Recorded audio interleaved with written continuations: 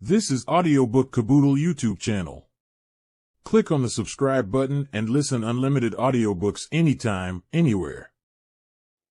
Section 8 of The Art of Conversation, 12 Golden Rules by Josephine Turck Baker. Golden Rule number 8. Be a good listener. And here we are again in your bower of roses and carnations.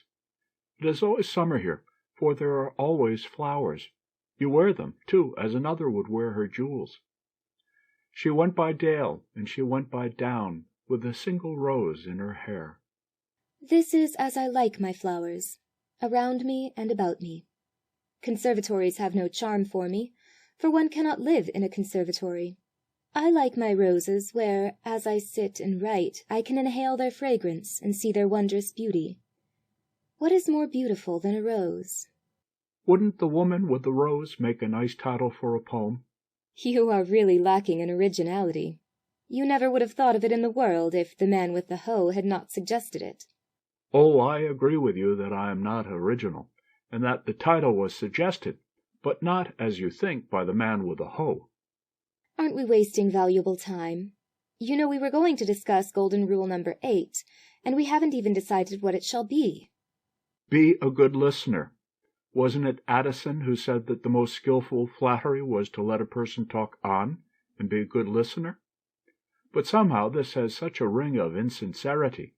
Now, I am sure that I should not wish to be beguiled into thinking that I was entertaining my friend when, in reality, I was boring him.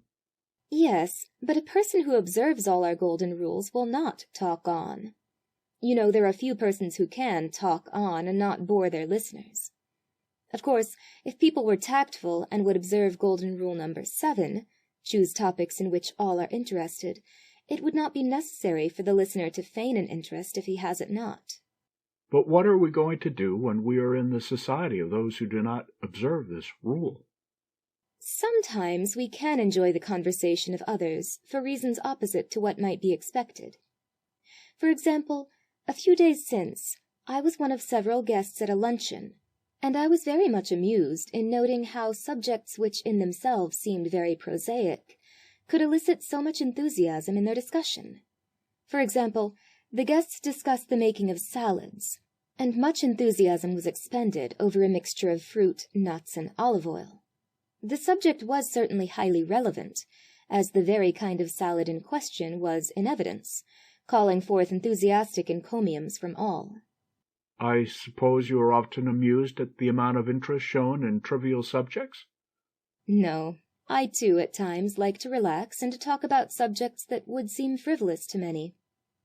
While much of my time and close attention must necessarily be given to study, for this reason, when there is any diverting influence, I prefer occasionally to forget everything of a serious nature, and like the bee that goes from flower to sip of each its sweetness, so I enjoy passing from one subject to another, discussing only lightly each in turn.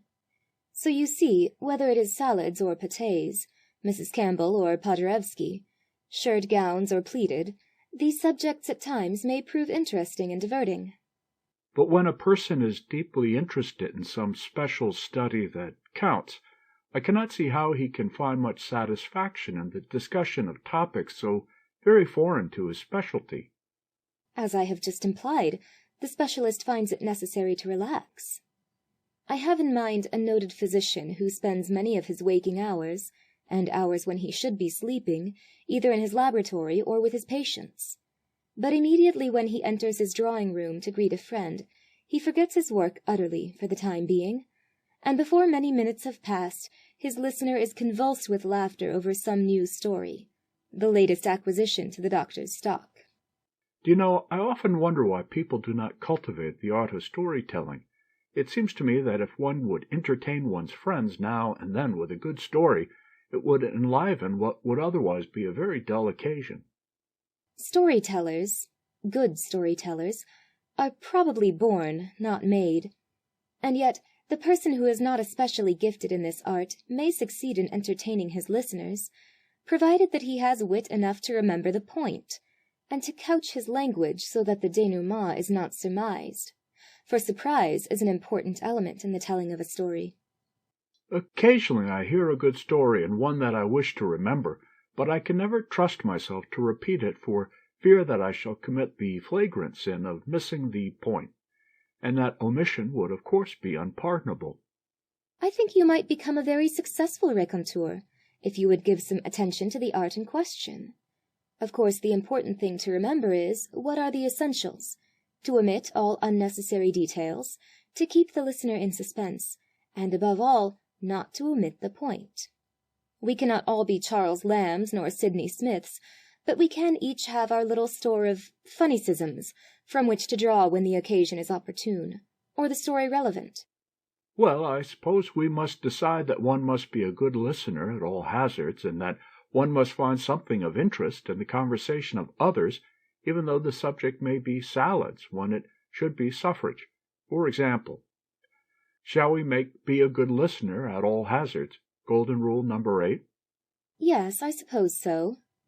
But if we could all remember and practice our other golden rules, we should not need to add this one to the list. Let me see whether I can enumerate them. Golden rule number 1, avoid unnecessary details. 2, do not ask question number 2 until number 1 has been answered, nor be too curious nor too disinterested. That is, do not ask too many questions nor too few.